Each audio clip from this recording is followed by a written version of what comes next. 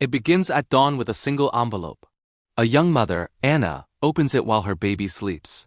The letter is plain, merciless. Notice of foreclosure. She reads it twice.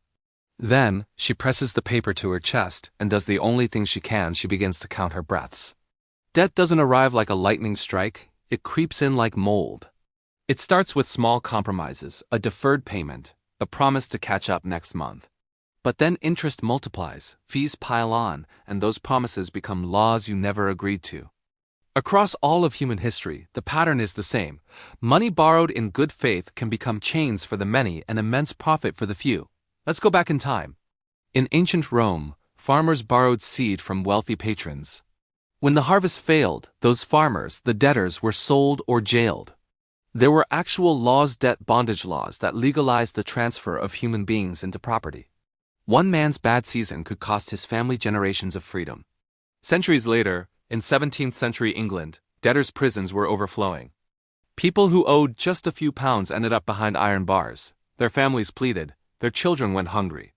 But the state insisted on enforcing contracts, no matter the human cost. The lesson was cruelly simple. A legal obligation can be harsher than any tyranny.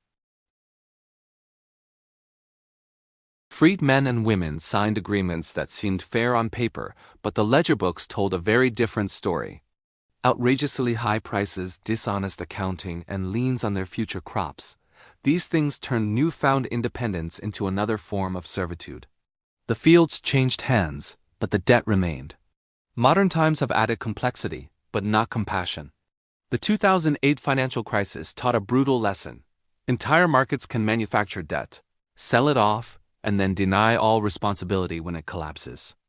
Mortgages were packaged into complex securities, the risk was sliced up and hidden away, and ordinary families received foreclosure notices while the executives who caused the crisis received massive bonuses. Our homes weren't just homes anymore. They were financial instruments. And when those instruments broke, regular people were left to pay the price.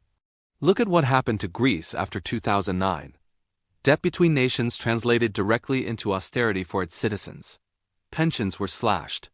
Youth unemployment skyrocketed. The streets filled with protesters who felt punished for economic decisions they never made. The concept of sovereign debt meant ordinary, widespread suffering. The shock was public, it was political, and for millions, it was deeply, deeply personal. Debt warps our behavior. People lie just to survive. They skip meals to pay an interest bill. They hide from phone calls. They sleep with one eye open. Marriages break under the strain. Dreams die quiet, unceremonious deaths. Yet debt isn't a single monolithic monster. It's many things: a tool, a weapon, and sometimes a mirror. Think about post-war Germany. Through careful borrowing, strong institutions, and a clear plan to rebuild, debt was turned into incredible growth. South Korea and Singapore harnessed credit to industrialize at a breathtaking pace. Those nations used debt strategically. It was measured, targeted, and had strict oversight. The difference between enslavement and advancement often comes down to one thing: governance. And here is the first big twist. The very same instrument that can build nations can also bind people. A mortgage can buy you a family home, or it can steal your entire life. A business loan can create jobs and prosperity, or it can bury a promising entrepreneur. The morality of debt isn't in the paper it's written on, but in the structure surrounding it. Conflict escalates when desperation meets predatory design. Payday lenders circle like scavengers.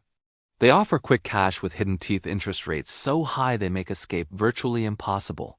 These predatory models often target specific neighborhoods, not just need. They market convenience but deliver a modern form of bondage. A small loan quickly spirals, and the borrower feels smaller and smaller while the debt grows larger and larger. Here's a second twist. The wealthy sometimes profit directly from collapse. Hedge funds can buy up distressed debt like overdue medical bills or mortgages for pennies on the dollar, and then enforce it ruthlessly for the full amount. Governments might orchestrate massive bailouts for banks, while citizens are forced to shoulder austerity. The math always seems to favor those who already hold the capital. This creates a real moral hazard. Risk is privatized for the poor, but reward is socialized for the rich. Let's look at a concrete example. Maria in Chicago had an emergency surgery that left her with a $12,000 bill. She worked extra night shifts, she cut every possible expense, and she still watched that number climb higher and higher. "You'd think the hospital would care," she told a friend. "They don't. The debt didn't judge her character. It only judged her balance sheet, or consider the student loan economy." A whole generation of young graduates arrives in the workforce with diplomas in one hand and crushing debt in the other. They delay buying homes, they delay starting families, they delay taking risks that could lead to innovation. The interest just keeps accumulating while their careers are just beginning. Debt postpones life, and a postponed life is a form of slow theft. But here's a third twist. Sometimes people use debt to gain their freedom. Entrepreneurs borrow to start companies. Refugees borrow to move to safety. Students borrow to gain an education. When it's used with planning and knowledge, debt can be powerful leverage. The trick is knowing when that leverage is about to become a noose. Social pressure only makes the problem worse. In Argentina's history of recurrent economic collapses, the cycle of trust and betrayal has left citizens deeply suspicious of both banks and governments. When that trust breaks down completely, workers strike, violence can erupt. Debt can become a catalyst for revolution when the pain is concentrated and the culprits seem to be completely untouched. But there are surprising victories. Look at Iceland after its banking system collapsed in 2008. The citizens did something rare. They organized. They refused to accept unfair terms. They demanded accountability. Top bankers went to jail. Politicians resigned. New rules were put in place. This is the fourth twist: collective action can actually rewrite the terms of debts. So what breaks the chains? First, knowledge. Financial literacy isn't a luxury, it's armor. People who understand interest, amortization, and the incredible power of compound rates make fundamentally different choices. They read the contracts, they ask the hard questions. They refuse loans with hidden costs. Second, community. Legal aid clinics, cooperative banks, mutual aid funds. History shows us that people survive these things together. Remember Anna? She found a local legal aid group. A volunteer negotiated with her lender. In court, Anna's advocate was blunt and human. It worked. Third, diversifying your assets. Savings are crucial, yes, but so are your skills, your networks, and small forms of ownership. In tough times, a neighbor who can fix your wiring, a friend with a spare room, or a community garden can be just as valuable as cash in the bank. And fourth, policy. Collective solutions matter.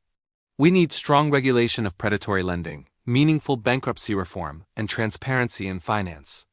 Healthy societies are those that protect contracts but also protect their people. So what are the practical takeaways? Track every dollar. Build an emergency fund, make it small, stubborn, and sacred. Avoid loans where one missed payment triggers penalties that can double what you originally owed. And negotiate. Early creditors often prefer a settled account to a long, uncertain fight. Read the fine print and always ask, who benefits most if this goes wrong? If the answer isn't me, then pause. Here's a final painful twist. The story of debt isn't just about money. It's about dignity.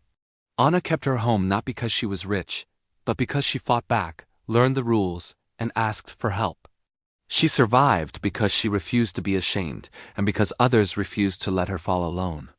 Debt will knock on many doors. The best defense is not fear, it's preparation. Know your numbers, guard your time, build your village, and fight when you have to. Remember, these chains are heavy, but they are not magic. They are made of agreements, ledgers, and choices. We can change the agreements. We can rewrite the ledgers. We can choose differently. That night, Anna rocked her baby. Her hands still trembled, but her voice did not. "We will be okay," she said. It wasn't just a promise. It was a plan. Thank you so much for watching. If this story resonated with you, please consider liking this video and subscribing to the channel for more content like this. It helps us continue to tell these important stories. See you next time.